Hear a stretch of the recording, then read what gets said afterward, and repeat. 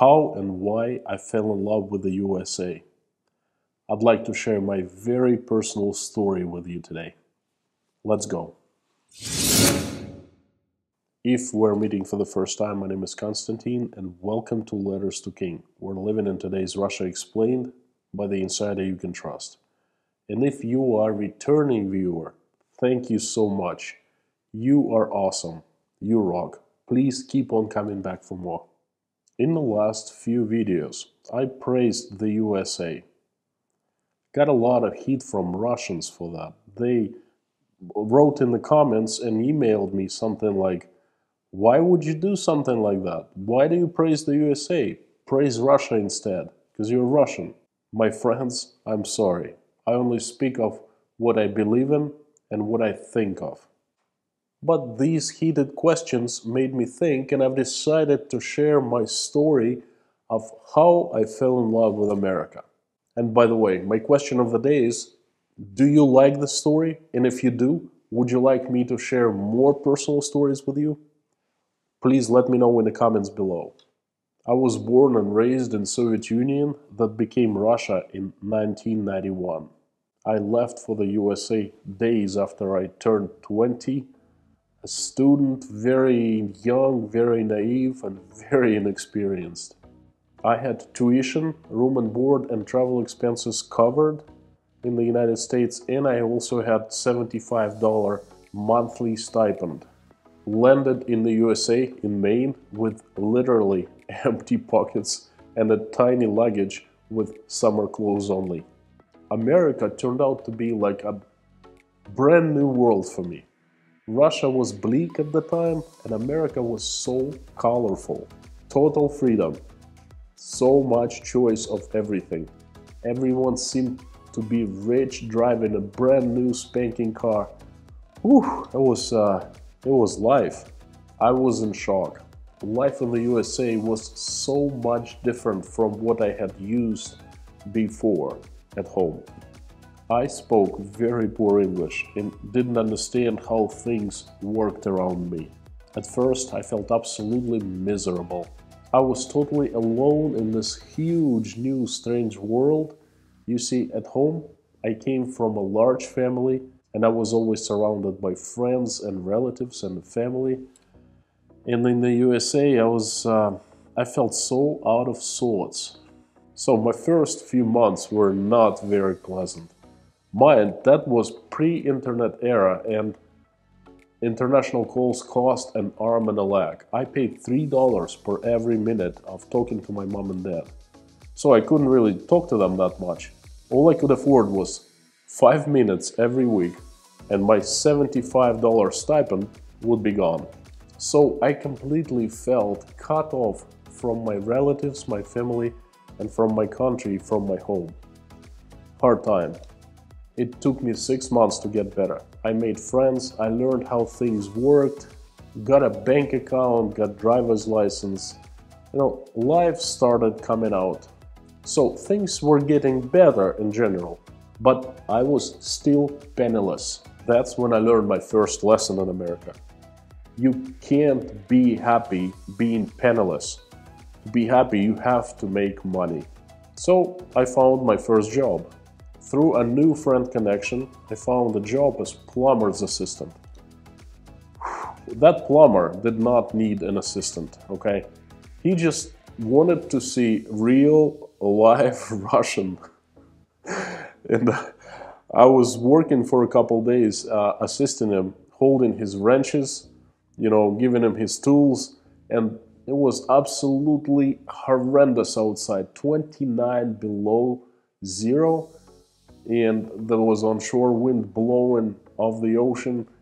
It was so cold. I didn't really have warm clothes, and the guy kept asking me questions about Russia. He didn't really care about me doing anything in plumbing, just question after question. Anyway, in 2 days I made $50, and it was my first pay ever in the United States. $50 for me back then was a lot. I was so excited. I ran back to my dorm room, my home, and I called my parents for 15 extra minutes. That was joy. By the time school was over, 2 semesters were over, and the summer came, I decided to stay for the summer and make some money, save so I could take some back home to Russia. I moved out of my dorm room and found myself being completely on my own.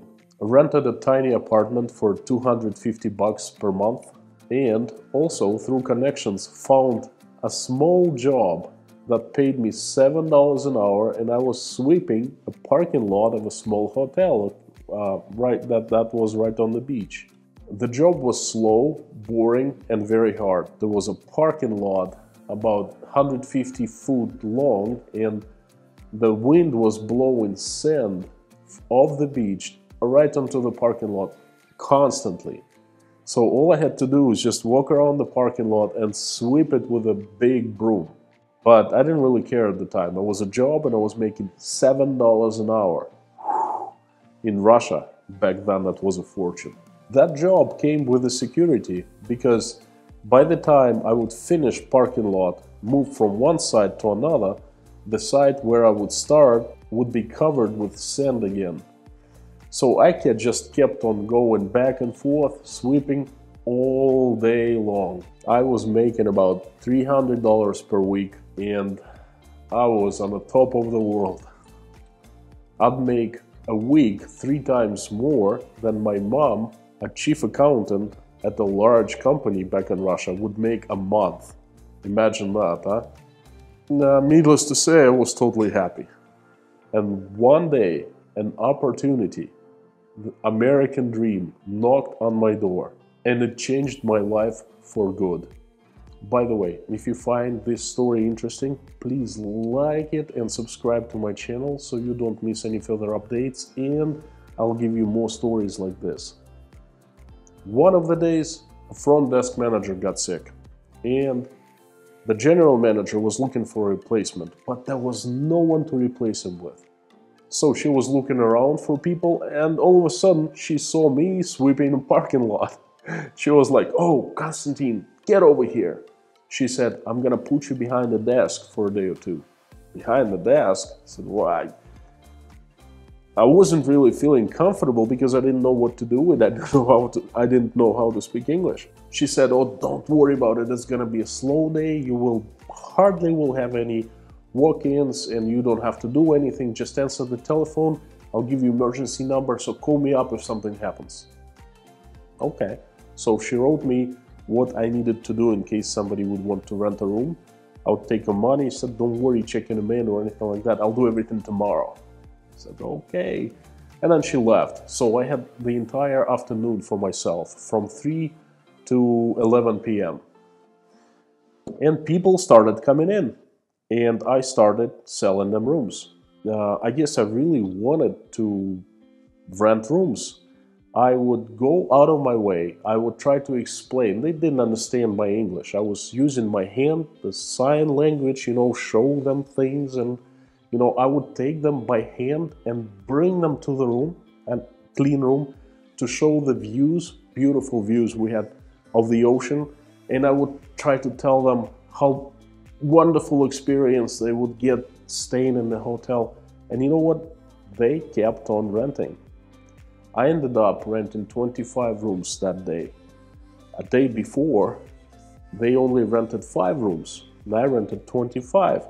I think it was like Tuesday and Wednesday, so a slow weekday. The manager came next morning, and I told her I rented 25 rooms. She was absolutely stunned.